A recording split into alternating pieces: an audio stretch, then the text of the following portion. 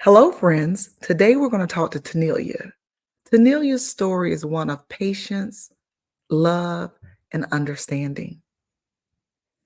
Parents aren't often at the same place at the same time as it relates to their children's diagnosis or the possibility of a diagnosis. But what Tanillia did to show patience, love, and understanding of her spouse's right to have his own process of getting to acceptance is a beautiful testimony. With that, after the intro, we're going to hear Tanilia's mothering journey.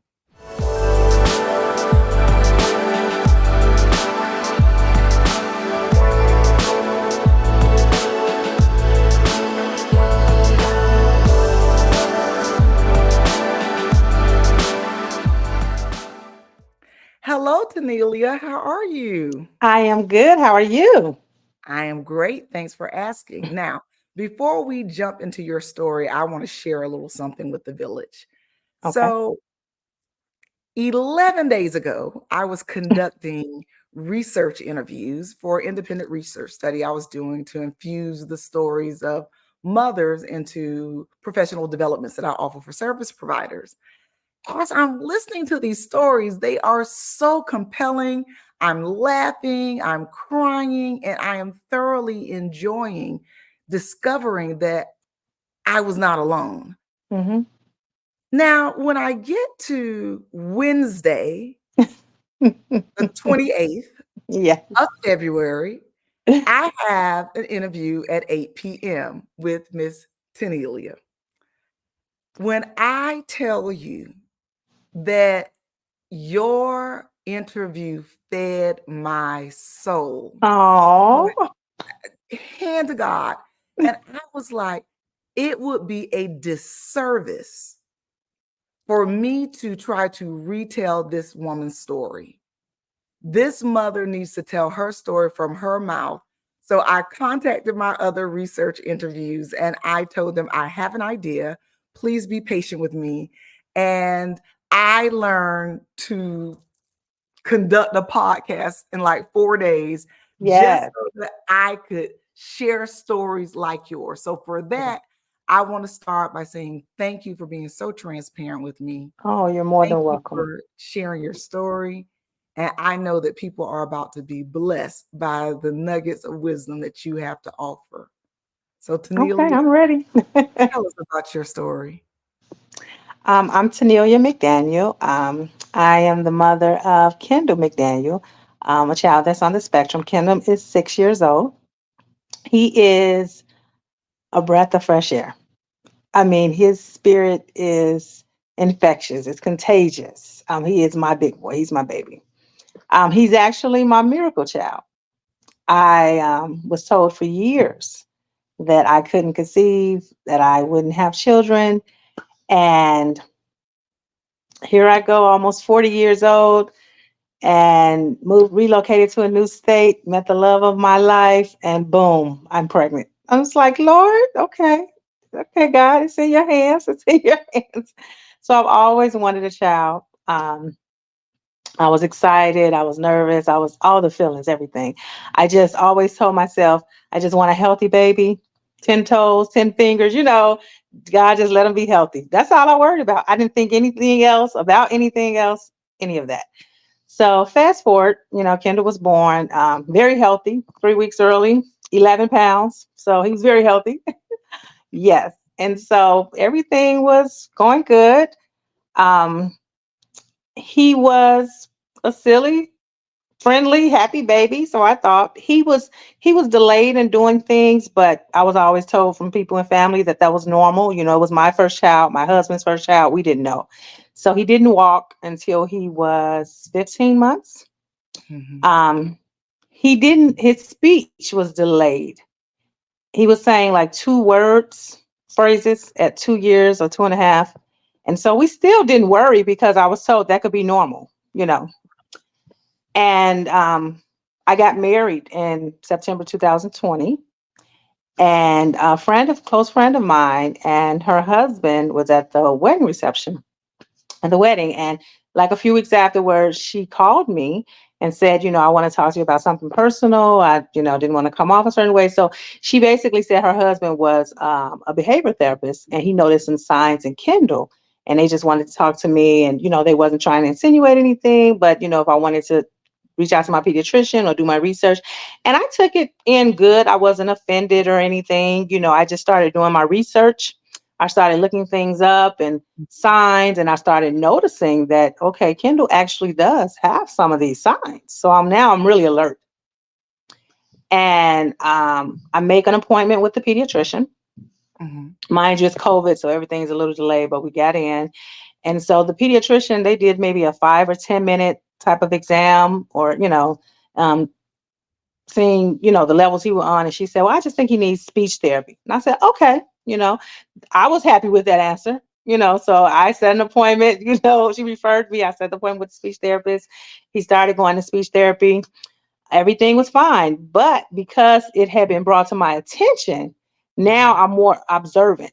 And so I'm Mm, noticing different signs with my baby. And I'm mm, noticing the flapping of the hands. And I'm mm, noticing the staring at the lights. I'm noticing mm, um, the rephrases, like repeating. If I say, hey, Kendall, he'll say, hey, Kendall. And I said, no, say, hey, mommy. So I'm noticing little things that I have right, read and that I have been printing and that I've been researching. And I said, okay, I think it's a little bit more. right. And so then I told his pediatrician, I think it was a little bit more. And so we wanted to get him evaluated.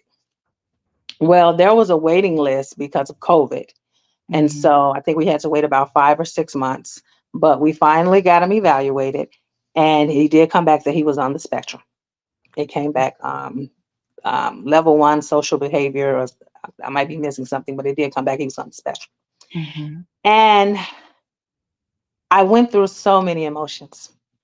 I right, was angry. I was mad. I was sad. I was confused. I was all over the place. I was mhm, all over the place because I always just prayed for a healthy baby. I didn't right. think, and not to say that he's not healthy, because he is perfectly made in himself. Mhm, But I just never thought of this at all. And so now I'm like, okay, what's my next steps? So I started doing what everyone does. I started Googling. I couldn't help it. I that started darn Google. Googling. And so, I'm researching next steps, and, you see ABA therapy, occupational therapy, and everything. And so, I'm trying to do the best I can, get everything aligned for my baby. And at the time, I'm married to an old school man. He was not Mhm, trying to hear that. mm, He was like, ain't nothing wrong with our son. He's fine. Ain't wrong with that boy. And I'm like, baby, it is.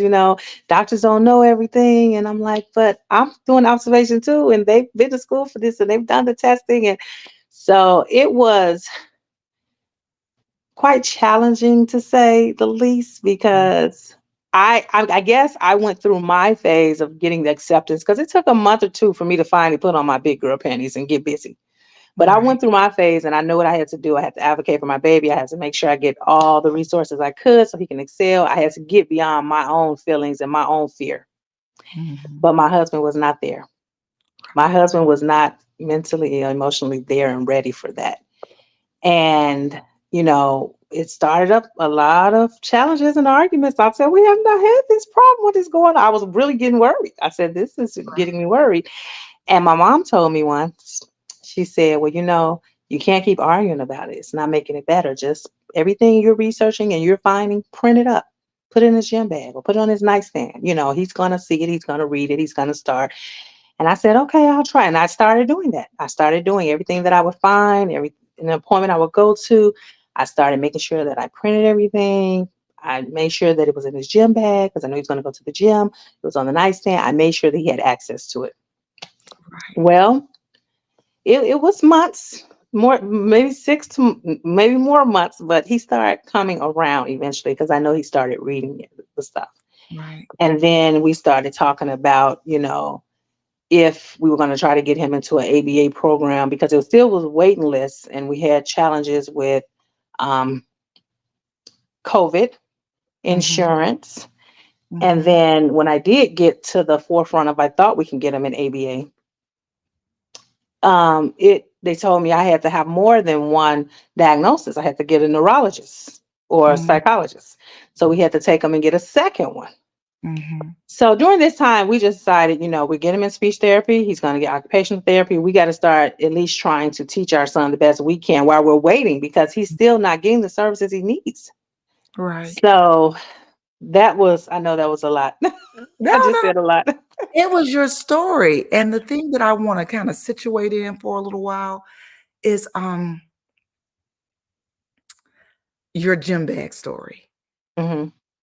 That was so wise of your mother to counsel you to be patient, because one of the things that often happens in situations where multiple people are parenting a child Hmm. is that they're at different stages at different times. That's right. Because you said that his mind and his feelings, and so that really is the cognitive process as well as the emotional process. So Hmm. we all go through our stages of grief when learning that we have a child who is on the spectrum. And oftentimes people are like, well, why do people go through the stages of grief? And in my professional developments, I will ask, well, when did you name your child? Raise your hand, parents, when did you name your child? And most people will say that they named their child before their child was born, before Right. they had met them. And I said, Hmm. well, why do you do that? And then we come together to the conclusion that because we see the child as a whole person before we've even met the child, we know what they're going to like, what they're not going to Right. like, what type of extracurricular activities are, what type of mother we're going to be, the things we're going to do, how many friends they're going to have, what school they're going to go to, the prom. Hmm. We do our whole retirement plan, what Yeah. retirement home they're going, when we're going to be able to, when the nest is going to be empty. We do all of that for an individual that we have not yet met. Right. And then if you are a parent who has a child on the autism spectrum, because many of our children aren't born medically fragile, we don't realize that there is indeed a child in my arms who has autism. Hmm. We don't learn that until years later. And we Yes. have been living with this vision that we've had all those years.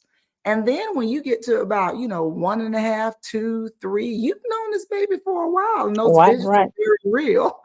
So when Yeah. someone gives you that news, now you have to recalibrate your emotions. You have Hmm. to recalibrate your brain. Yes. Everything you knew to be true, all of a sudden, like that, isn't so. And there is a loss. And that's all grief is. Grief is a response to Hmm. loss. There is a loss of the life that you had planned for yourself and your child. Yes. And there's some time that happens between grieving the loss of the vision that you have and accepting the blessing that currently exists. Hmm. And that takes some time, and we're all entitled to that. And in addition to that, on a cognitive level, we have the levels of awareness. But what happens is that you may have one spouse who is like, I'm there, I'm ready, I'm on it. And you have another spouse who might need a little extra time to Hmm. go through those steps in both the cognitive and the emotional process. Hmm. Now, in my marriage, I did not do what you did. I wasn't nearly that patient. I was like, leave me, follow me, or get out my way. I got a baby to save. So with that, I didn't know the information then that I know now. Had I Hmm. known that, the marriage still would not have made it, but at least I would have given his father the opportunity Right. to go through those stages at his own pace. Because what I can say now that I probably could not have said 10, 11 years ago is that I'm sure that I made it quite uncomfortable for someone to go through that process on their own because I was so advanced in mine. But Hmm. I'd had so many miscarriages prior to Ricky too that you could have given me a baby with an eye slap in the middle of his forehead, and I would have been like, "Look at that baby, he's so cute." I Yes. just want the baby to Yes. love.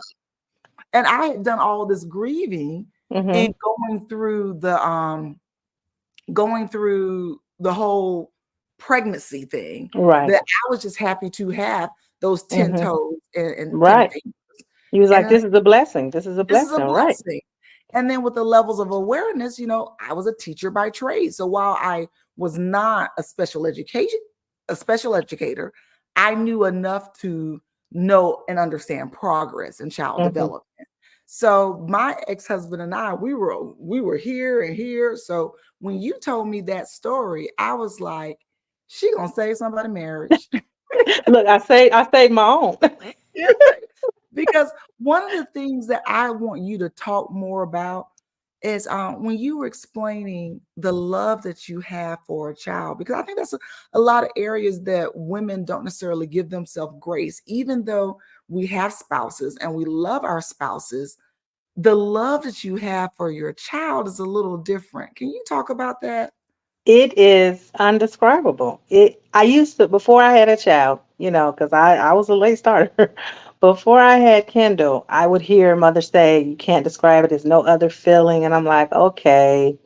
But when he came, I mean, just holding him, just even from the beginning to it's just I cannot describe. I have always found myself to be caring, giving person, not selfish. I didn't think, but Kendall can get my whole heart, my lungs, my kidney. I don't care, my air. Like he, I can't describe the love that I have for him.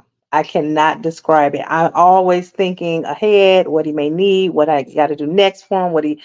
I have never experienced this type of feeling. I love my husband dearly, I do, but I have never experienced this type of love that I have for my son, ever, Grandpa.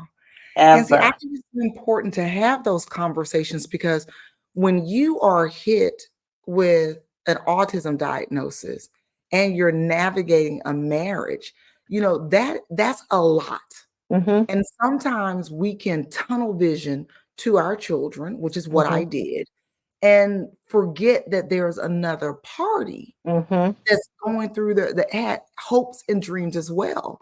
Because as you Exactly. shared earlier, your husband's story was one that he had not had a child while that was a desire of his as well. Yes. Yes, exactly.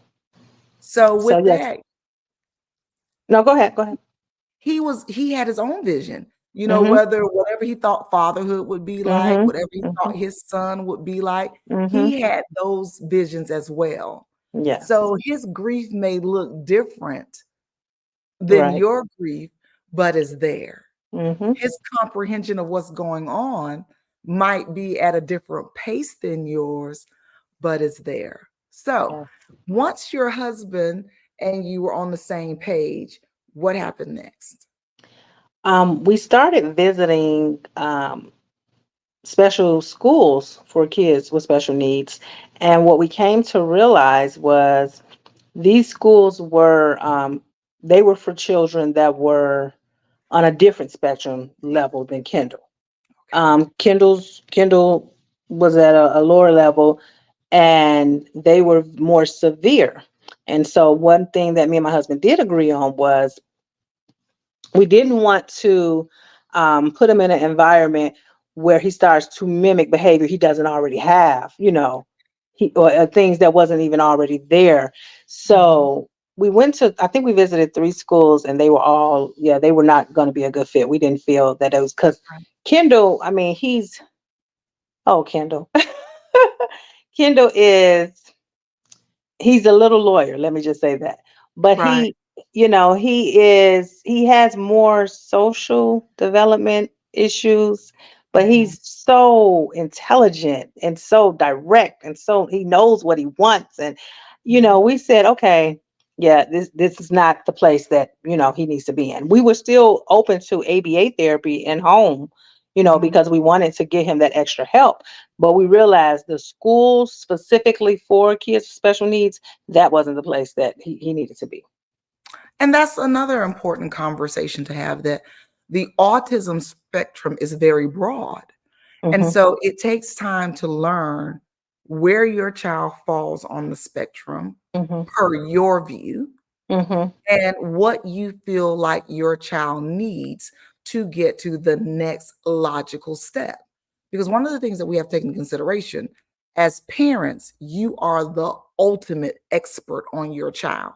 As Yes. service providers, we come in with content knowledge, Mm-hmm. but you take the longitudinal data that a family member has and you pair it with the content knowledge of a service provider, therein is magic. But make no mistake, the only expert on the child in the room is the family. Yes. So when you walk into an environment, if it does not speak to your soul, Mm-hmm. it We ain't for gotta you. go.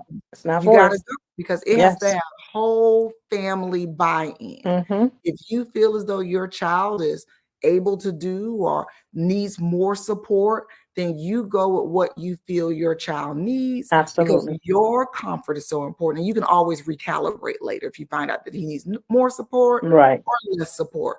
But at the end of the day, if you're not right, that baby's not going to be right. Absolutely. Absolutely. Boom, bang, pow. So as you're visiting these schools and you're learning more about how broad the spectrum is and how Kendall's needs may be different than that of the individuals that you witness within the school, what did you do next? Well, at that point, he was still in daycare. He had an awesome daycare. Oh my goodness, I love them. They are family. Like his only babysitter that he's had has been his daycare teacher. So they are family. But he was getting ready to leave daycare. And so we were gonna keep him there an extra year because his birthday falls in December. So he wouldn't be able to go to school until the next year. But Mhm. I found out there was a pre-K that he can go to at 4 right across the street from my house. And I said, what? And so my sister said, yeah, you guys can stop paying that $300 a week and you can get them in school. And so I looked into it. I got him enrolled. I was so scared and nervous. I got looked into it, got him enrolled, everything. It was full day. It wasn't even half day. Let It was let's from stop there for a second. 7:30 to 3:30, and they had after school to 5:30. I said, look at God, look at Cornelia. God. So let's think. You said you were scared. What were you afraid of? Because I was scared that okay, they're not going to understand my baby, or when if he does get an emotional moment, or they're not going to know. I was just nervous. I was nervous. I was nervous. I Okay. was And just how was your nervous. baby? Was he ready for school? Kendall was ready. I wasn't ready. Kendall was ready. First day of school, I got tears. He's walking through the school in his backpack. Bye, mommy. Bye. Have a good day. I'm like, oh my goodness. Kendall has always been fine. It's been mommy. It's It's been been me. mom. It's been It's mommy. been It's mommy. been mommy. Okay, well, walk us through it. So he started school. And at this time, although we had got the diagnosis and we had got the second one from the neurologist, the school had to do their own testing, of course. So he didn't get that testing till later in the year, but I was very upfront with his teachers. Kendall was on the spectrum. He was just diagnosed, and I was the parent that was very active in the school. So I talk to the teacher twice a week. If you need to text, email, call, I'm here if there's a problem. And so they were great. They were pretty good in the school. I mean, it was pre-K, so it was more of like daycare school and the beginning. So they were Mhm. pretty good. He was meeting friends. He was learning. He was happy to be out the house. I mean, Kendall was thriving. Mommy had to get on board. I had to Right. get on board. Boom. Yes. So now Um, that you are in the education realm, mhm. what are some of the things that really work well? And what are some areas where you're like, I wish this had been a little smoother? I would say Kendall had to transition from that school because once he got the testing done there, they didn't have the testing came back. Okay, it was a good thing and a bad thing. The testing came back where it didn't come back where he needed to be in a full special needs class. He can stay mainstream, but he needed to be in a collaborative class where it was 20% kids with special needs. And so I Okay. said, that's great. I was excited. I'm like, yes. But they didn't Mhm. have that at that school for kindergarten. So Okay. we had to transfer him out. So I was devastated because now I've learned to love the teachers. They know my baby. They're good with them. I like the school. It's across the street. So I was like, oh my goodness. So then I said, okay, well, what's the next step for our schooling? The school they referred us to was miles away in an area I was not really happy with. I was just devastated. I was completely devastated. I was like, Lord, why is this happening? And it's crazy because I was really against this, the thought of him transfer. I actually went the approach of trying to get him in another school district. Oh, okay. And so where we live in Carrollton, I live in Carrollton, but the school across the street is Dallas because it's like borderline. So Okay. even though I stay in Carrollton, which has the best school system for special needs kids, so I was like, why can't I go? It's still for Dallas, ISD Dallas School District. So I was trying to get them in the Carrollton School District, and I had to have called and tried to get them in every one over 12.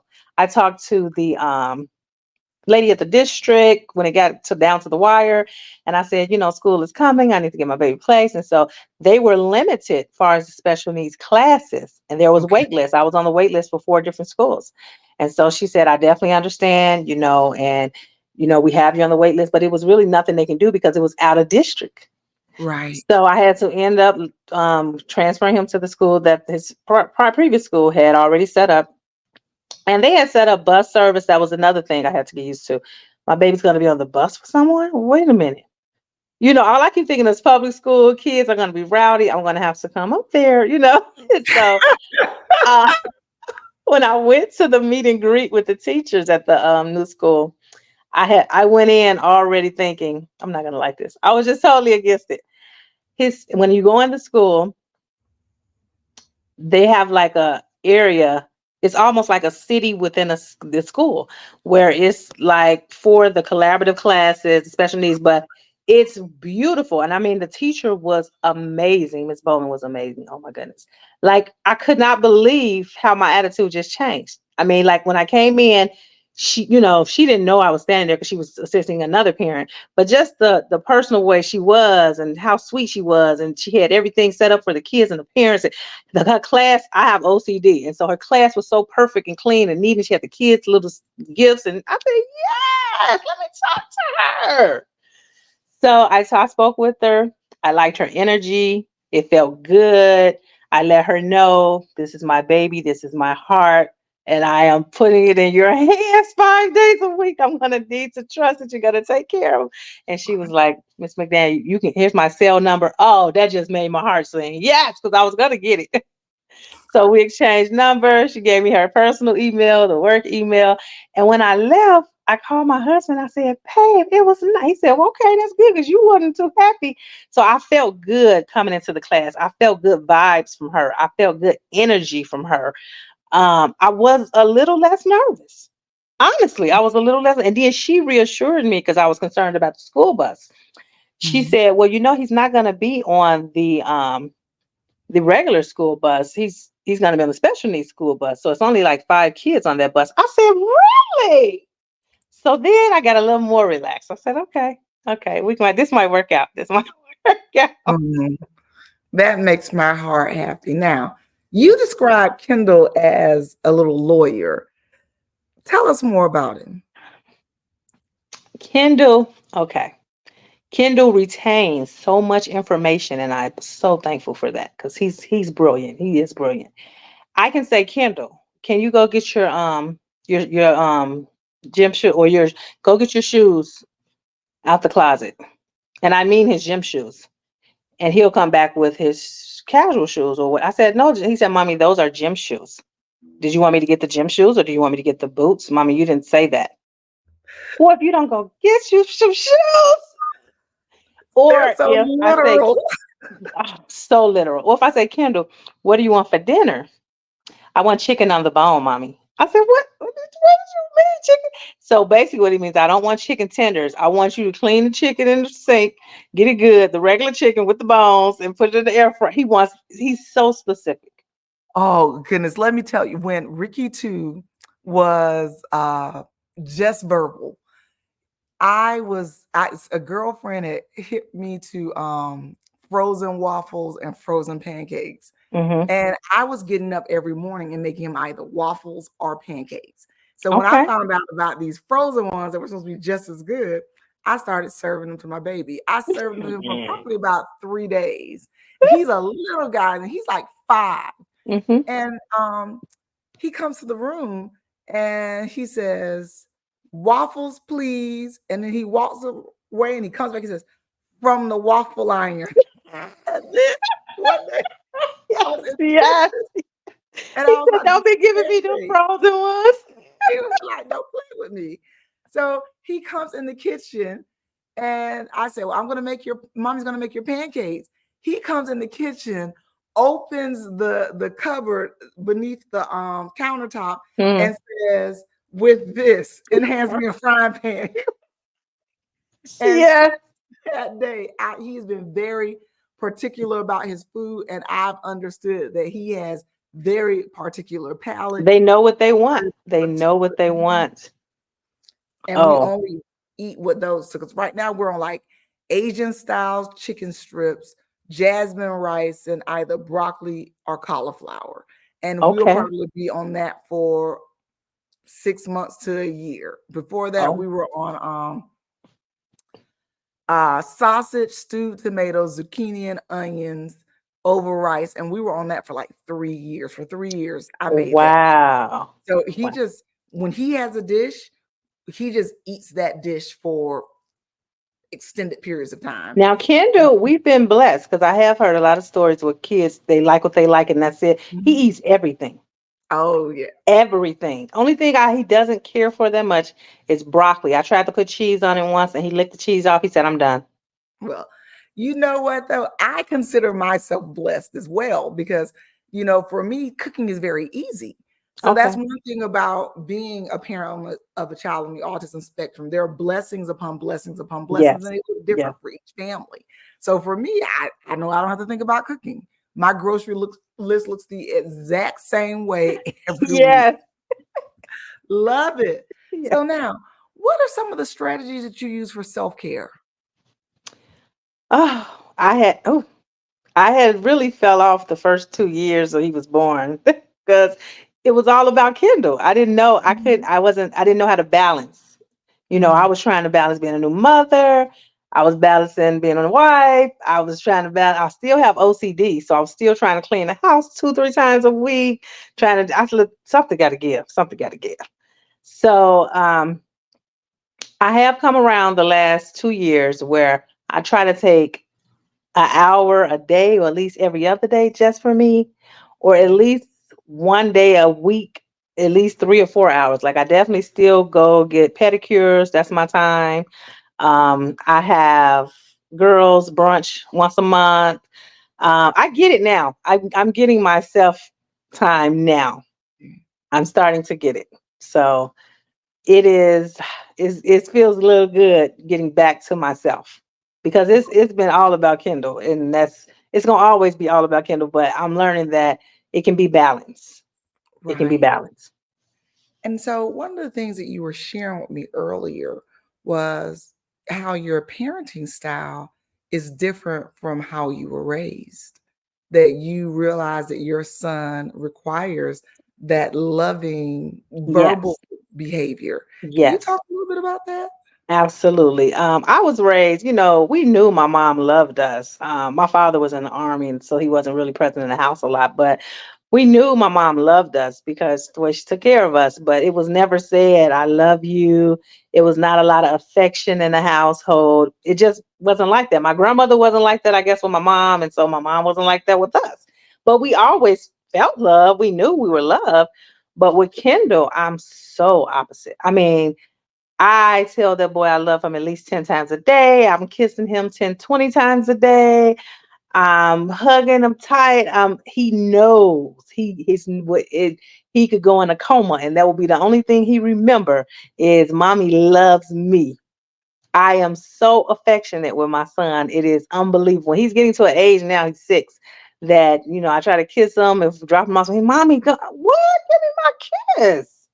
But Right. yes, I'm super affectionate, and most people parent like they were raised, and I'm Right. totally different. But I don't like now. My mom, she's more affectionate, and she video calls Kendall twice a day, and she's like, "Grandma, I love you," and she's all huggy, kissing him. And my sister looking like, "Where does it come from?" Like, So where I this don't lady know if it's a came from? grandmama thing or what's going on, but now she is like that, and she wasn't with us.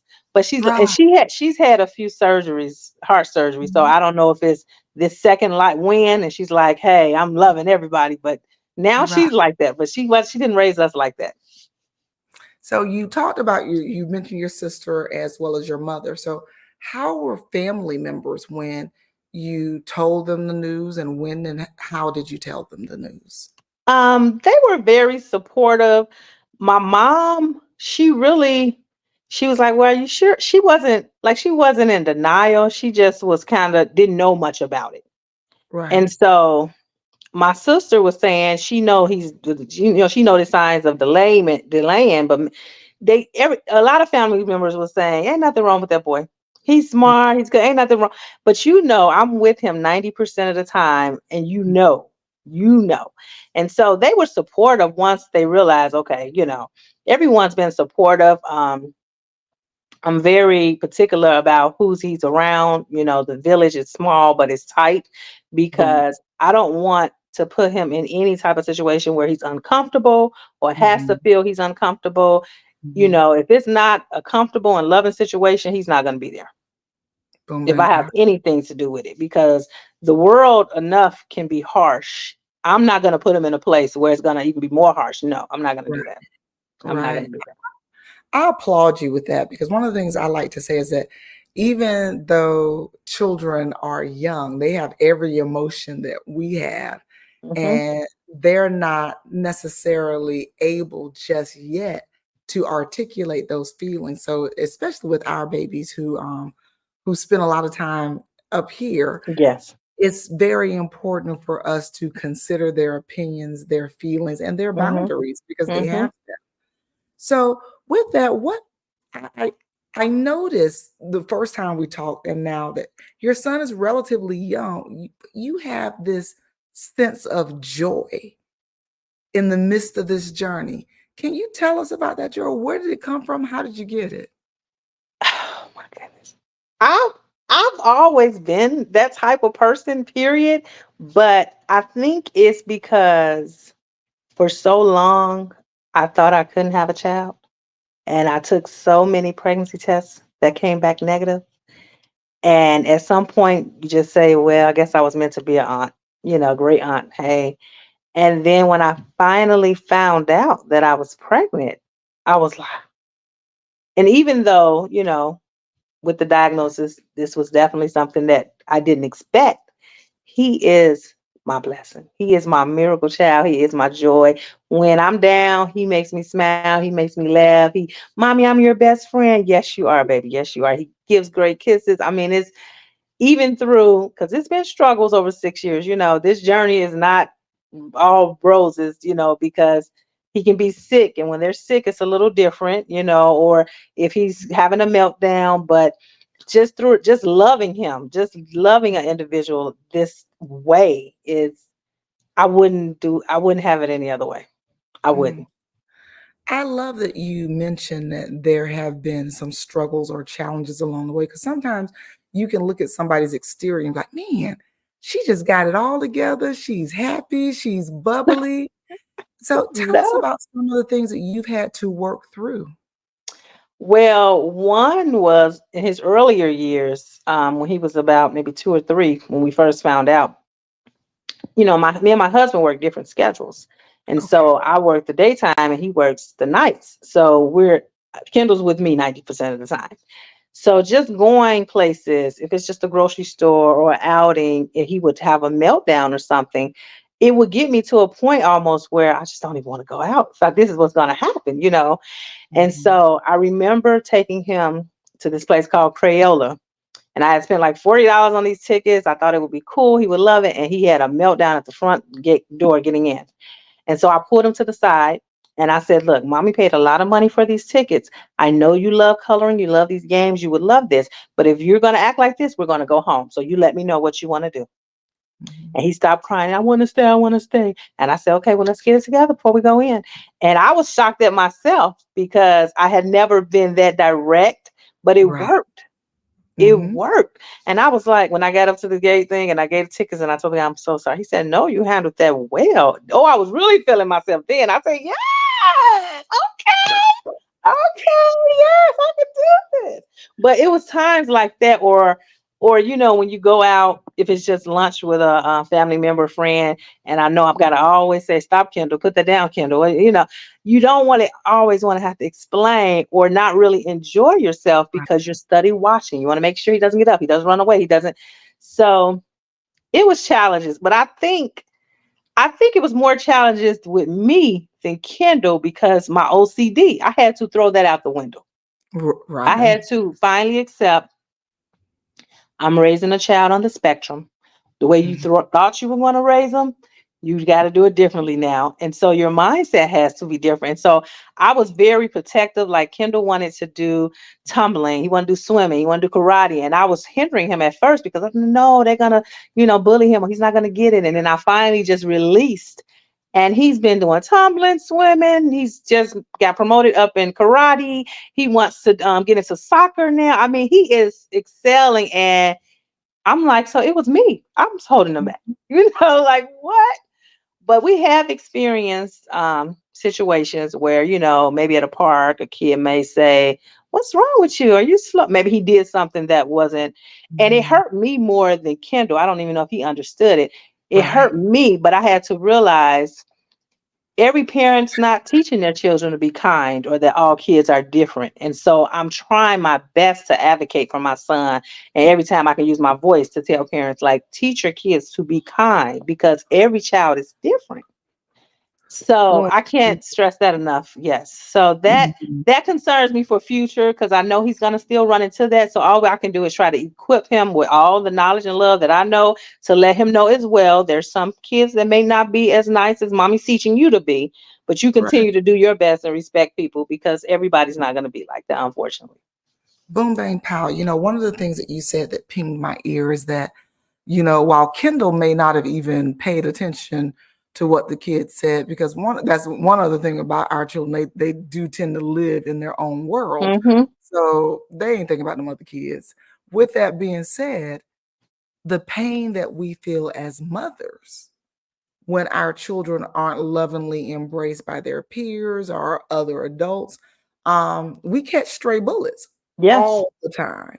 Yes. And that's one of the things that allies can do, you know, by teaching other children Mm-hmm. about empathy and then the Mm-hmm. next level of empathy, which is compassion, because empathy is simply understanding, Mm-hmm. being understanding of someone's, circumstance may be different than yours or something Right. you once experienced, and compassion is then acting on that empathy.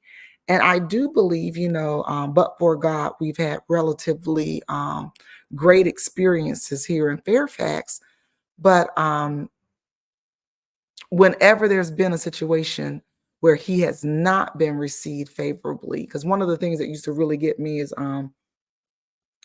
I can't say that kids will over exaggerate because I can't speak for another person, but it would appear that way. Like, Mm-hmm. I can't understand what he's saying. What is he saying? And it would become a thing. What are you Mm-hmm. saying? What are you Mm-hmm. and I And it's can so still. irritating. I know. I know, to the soul, to the soul. And I have to remember, you know what? That's a child. I'm an adult. I don't fight kids. But it was one of those things that, I'm like, at some point, is the parent going to stop them from saying this Mm, loud? Because I work with young children. So right. I know when children are, I can tell when they are innately curious, and then Mhm. when they're kind of like pointing at something, or Mhm. like when a child in the classroom may say, like, stop hitting me, or Mhm. stop that, and then they're not Right.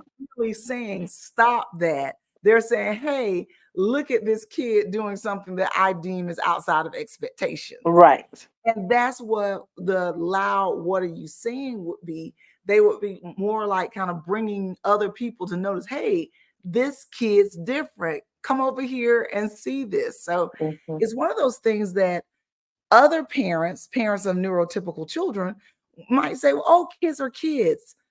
And that's conversations I had to start beginning to have with people who had children, Mhm. who, because I understood that, at a certain age, we can't all put them in a pen and say, just play together. Right. Because kids at about third grade, they start having more cerebral type Mhm. um, relationships, and they're less about physical play. And Mhm. so there are certain friends who I was quite close with that I'm no longer close to, except for maybe some Facebook communication, because the manner in which their children Mhm. handled my child Mhm. was not something that I deemed okay. And so that's why it's so important to have allies. And that's why I started talking openly about Ricky too, because it's one of those things that if I kept silent, no one would know. Mhm. I had a friend tell me before, maybe 2 years ago. Um, Kendall does a Friday video on Facebook, mostly every Friday, or at Okay. least 2 Fridays a month. And it's in the morning before school, and he's dancing or singing Happy Friday, and everyone looks forward to it. I really think I don't have a lot of Facebook friends. I think they only log in to see him. But he does a lot of Friday videos, but also I video and record a lot of his growing because I'm in a state with no family. Most of my Right. family's in Chicago, and so they get to watch him grow up daily. So I do a lot of recording, but people say, "Oh my goodness, he is so vibrant. He's doing well. He's thriving." And I had a friend tell me, "Why don't you use your platform and advocate more?" Because it wasn't that I was ashamed. I was Mhm. more discreet, and my circle knew what was going on. And so I had, at first, when they told me that, I took it, well, no, I don't feel like that. But then as I thought more, I have been a little more vocal. I have Mhm. been, um, a little more vulnerable, far as on social media about it, whereas Mhm. I wasn't before. But it was never a hiding thing. I think I was just more discreet with it. But I'm definitely more open now because I have people that text or call me sometimes and they say, "Well, if you could talk to my cousin, she's got a child and she's feeling," I'm like, "I'm just winging this day by day." And she said, "Well, you're doing a good job. We're watching Kindle thrive. So can you?" I'm Mhm. like, "Okay." And if I can help someone like the videos you've been doing, oh my goodness. If I can help someone, just one person like these videos been helping me, I'm doing feeling pretty good. Pretty good. Boom. Pretty And good. you will be. Because it really is just about having the conversation, seeing you talk about your child and laugh, seeing you smile, because sometimes when you first get those diagnoses, you don't know if you're going to smile and laugh, Hmm. especially when you get on Google. So Right. it's Because one of it those tells you things. everything. That part. So to hear women who are in the early stages of their journey, like with me, I'm an OG. My baby's 17, he'll be 18 this year. Oh, But wow. I love it when I hear mothers who are so new to their journey Hmm. finding joy so soon. Tell me, what are some of the joys that you found? That I've learned that even through, like, I learned this everything is either a lesson or a blessing. So it may not be what you want to hear, but I'm going to learn from it. It may not be what I thought the outcome, but I'm going to learn from it. So I've learned that I had to get more patience than I thought I had. I've learned to be so patient. And you Mhm. have to be patient when you have a child with special needs because it's not at your timing anymore. It's absolutely not. I learned to listen more because sometimes they're trying to tell us something and you will miss it. You'll So miss it. I've learned you have to listen because sometimes it takes more than once to understand. But I would say patience and just pouring love into your child, that, I mean, that helps a whole lot. That eliminates a lot of issues that I think we would have had. Mhm. My patience. Now, my husband's not there with me yet. He has a little patience, but I think the balance is good with us because I probably motherly or probably over smother Kendall a little, whereas he's more, diligent, and so he gets Kendall to do things he should be doing anyway. So I think the balance is great. But yeah, that's me. Right. See, because we're gonna talk about the balance, because let's talk about these M&Ms that Yeah, I told on you, Kendall. I got you, man. Let's talk about these M&Ms. Kendall and his M&Ms. Well, it's quite a few stories with his M&Ms. Which one are you referring to? Because Kendall have a few stories with M&Ms. Talking about when you came home without them. I promised Kendall some M&Ms. I didn't make it to the store to get the M&Ms. Kendall said, "Mommy, you told a story. You said you were going to get the M and I understand, Kendall. Mommy, don't let it happen again. Please, if you say you're going to do something, do it." I mean, he's very direct, as I said before. So we have to make sure we keep M&Ms in the house now because Kendall does not play Does not play.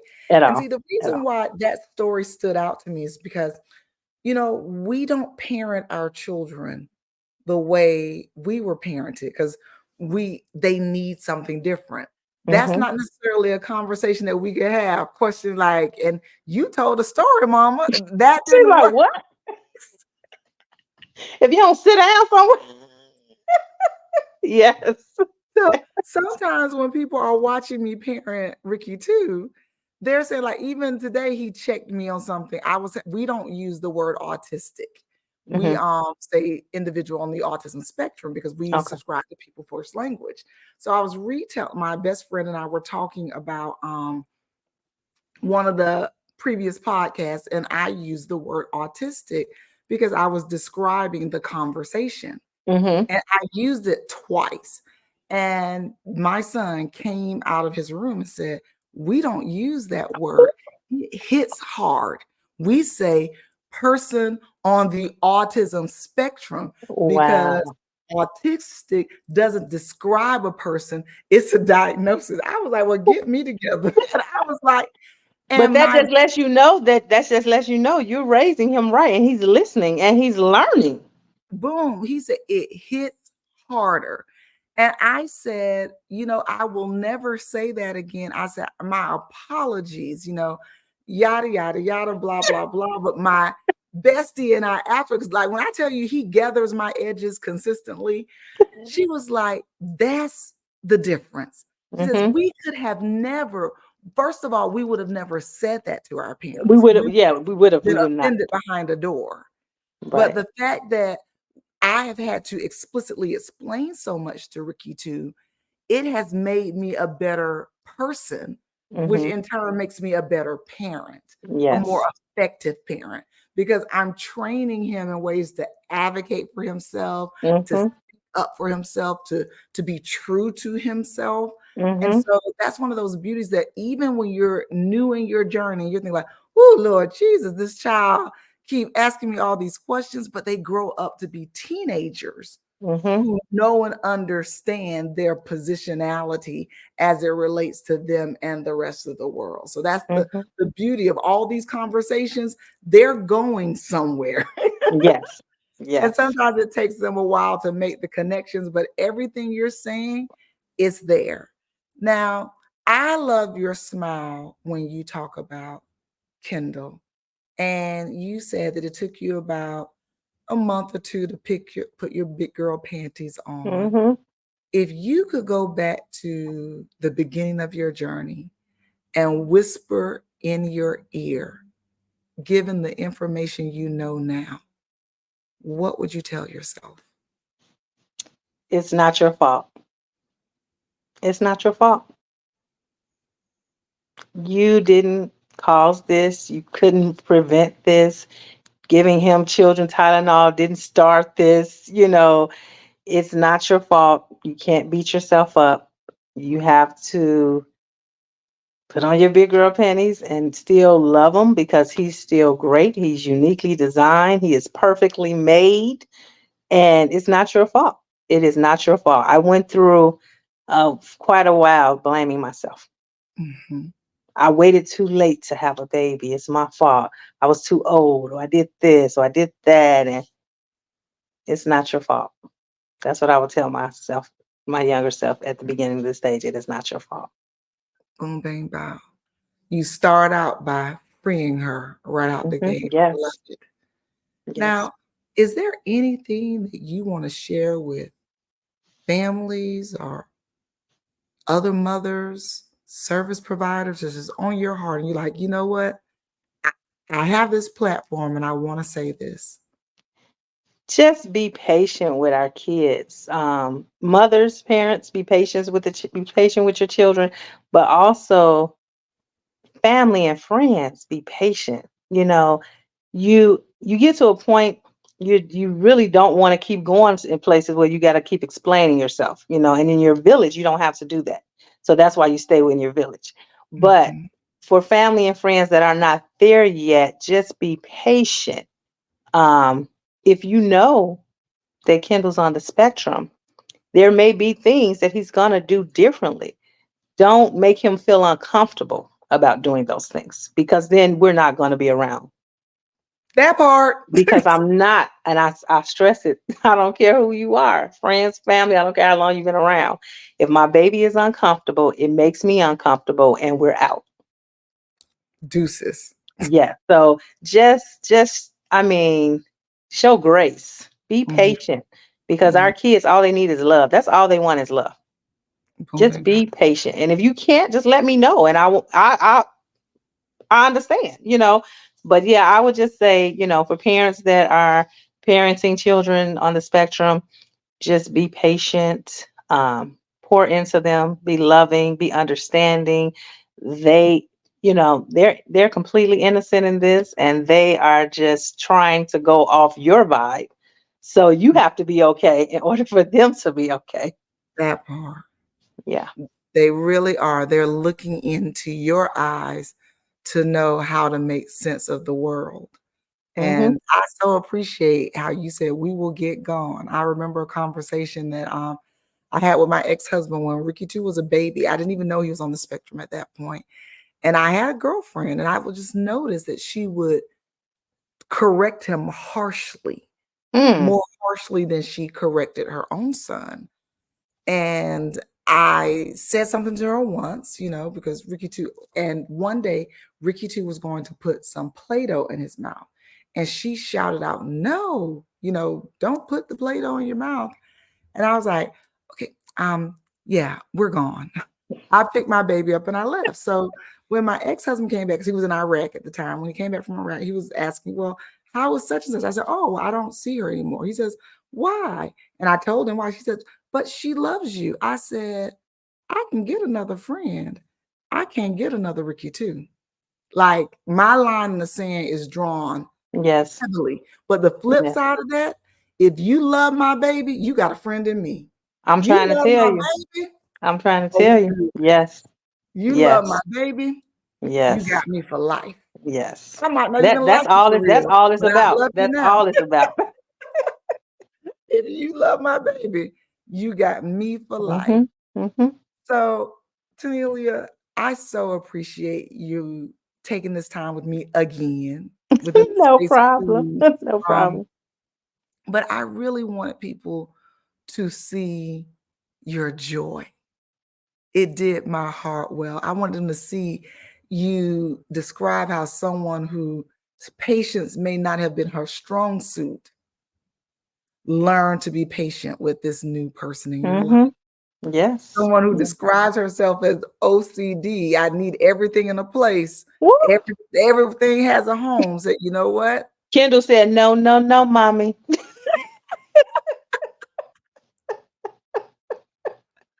Yeah, I heard it here. It's one of those things. We have to follow our baby's leads. We really Mhm. do, because they are the only one in the family who knows what it's like to have autism. We don't Right. know what it's like. We know what it's Right. like to love an individual on the autism spectrum. And we can imagine that they have so many things that they're trying to navigate. Mhm. We want to lighten their load. Yes. With that, friends, we want you to know that you are not alone. I appreciate that. I received that. Yes, you are not alone. And no one watching this is. We are all in this together. With Yes. that, we are going to say goodbye to you all. Bye, friends. Bye. Until the next time.